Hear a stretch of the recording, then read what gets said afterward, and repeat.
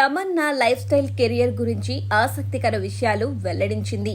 No kiss policy పెట్టుకోవడం వల్ల కెరియర్లో ఎన్నో అవకాశాలు కోల్పోయానని చెప్పింది. బోల్డ్ పాత్రలు పోషించడం మొదలుపెట్టాక అవకాశాలు పెరిగాయని, మనం మారకపోతే ఇండస్ట్రీలో ఎదగలేమని వెల్లడించింది. గ్లామర్తో పాటు ప్రతిభ, అదృష్టం కలిసొస్తే స్టార్ హీరోయిన్ అయిపోతారు. కేవలం గ్లామర్నే నమ్ముకుంటే మాత్రం 1-2 సినిమాలకే పరిమితం కావాల్సి ఉంటుంది.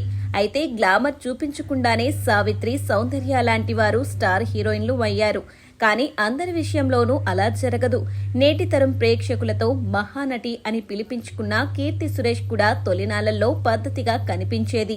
అయితే ఇతర హీరోయిన్లతో పోటీని తట్టుకుని అవకాశాలు దక్కించుకోవాలంటే అందాల ప్రదర్శన చేయాల్సిందేనని ఆలస్యంగా తెలుసుకుని ఇప్పుడు రెచ్చిపోతోంది. మిల్కీ బ్యూటీ మొదట్లో అమాయక మొహంతో, పాలలాంటి శరీరంతో, లేలేత పరువాలతో ఎంతో క్యూట్గా కనిపించేది తమన్నా భాటియా.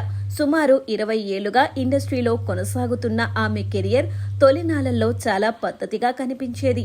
అయితే ఛాన్సులు తగ్గిపోవడంతో రూటు మార్చి గ్లామర్ డాల్ అవతారమెత్తింది.